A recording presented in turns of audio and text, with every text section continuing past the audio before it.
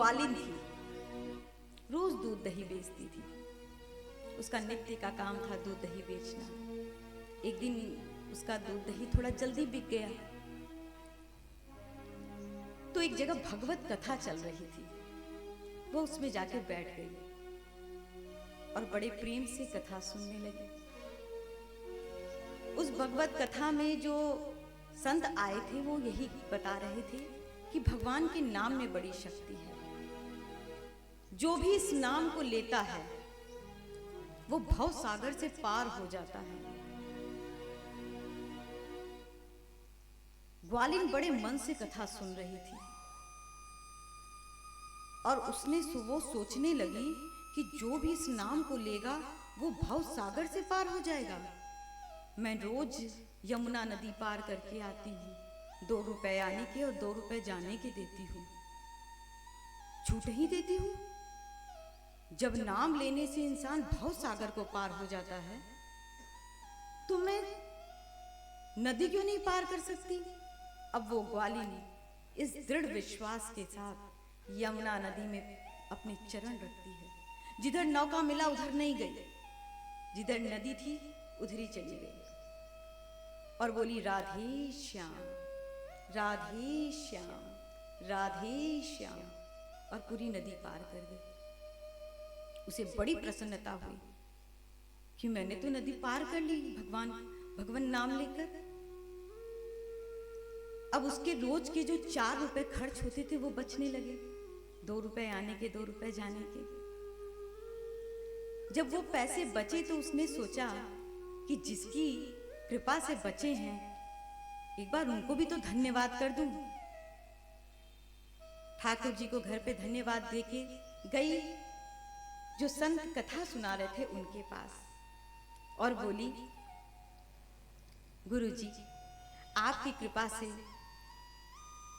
मेरा सौभाग्य जागा है।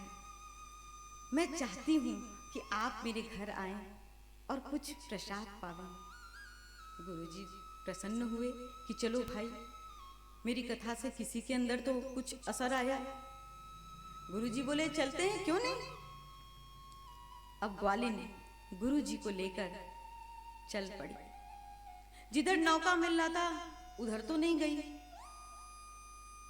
गंगा के इस तरफ से जाने, यमुना जी के इधर इस तरफ से जाने लगी। संत सोचे कि हो सकता है इसका कोई अपना इंतजाम हो, ये नौका से नहीं ले जाना चाह रही हो। अब ग्वालिन राधे श्याम करके जैसे यमुना जी में पैर रखा तो संत को लगा कि शायद उसमें यमुना जी में कहीं पत्थर हो, उस पे पैर रख रही हो। और ग्वालिन राधे श्याम करके पत्थर पे पैर रखती गई।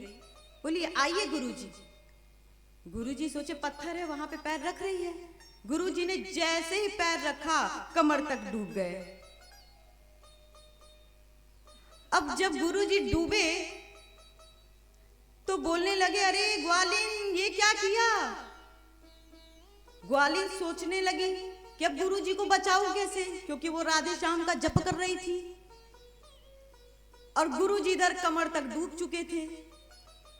गुरुजी से कहने लगी, गुरुजी बोलो राधे श्याम, गुरुजी बोलो राधे श्याम, गुरुजी बोलो राधे श्याम, गुरुजी बोलो राधे श्याम, गुरुजी बोलो राधे श्याम, गुरुजी बोलो राधे श्याम, बोलो राधे श्याम, गुरुजी बोलो राधे श्याम, गुरुजी बोलो राधे श्याम, बनेंगे इसी मंत्र से काम। गुरुजी बोलो राधे श्याम, बनेंगे इसी मंत्र से काम। गुरुजी सोचने लगे इसके ये कौन है, किसने मुझे इस भवसागर यहाँ पे फंसा दिया, ये कौन है।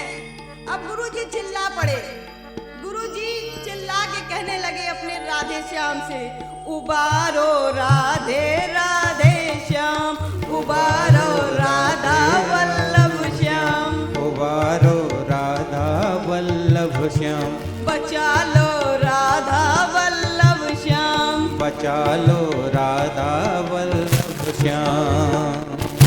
डूब रहा हूँ इस नदी में, डूब रहा हूँ इस नदी में, बाह मेरी थाम, बचा लो राधा वल्लभ श्याम, बचा लो राधा वल्लभ श्याम, बचा लो राधा वल्लभ श्याम। अब गुरुजी किसी तरह तो बच गए, ठाकुर जी को बुलाए बच गए। अब गुरुजी के मन में शंका हुई कि बाप रे बाप, जो यमुना नदी में मुझे बहा सकती है मेरे साथ कुछ भी कर सकती है, पता नहीं अब घर जाने के बाद मेरे साथ क्या करेगी। जब घर लेके गई, गुरुजी ने देखा व्यवस्था तो बड़ी अच्छी की है, भोजन पकाया, भोजन खिलाया, सारी नए नए वस्त्र दिए।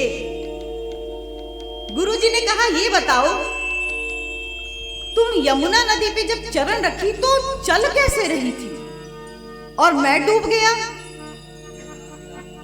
बोले गुरुजी, आप ही ने तो कथा में कहा था कि जो भगवान का नाम लेता है वो भव सागर से पार हो जाता है, तो आप इस छोटी नदी को कैसे नहीं पार कर पाए? गुरुजी को लगा कि ओ, कथा कितने ध्यान से सुनी थी कि इसके मन में भगवान के प्रति दृढ़ विश्वास हो गया और तब इसने यमुना नदी पार कर गई। तो जो भगवान के प्रति दृढ़ विश्वास रखता है वो भव सागर तो क्या कहीं भी पार जा सकता है।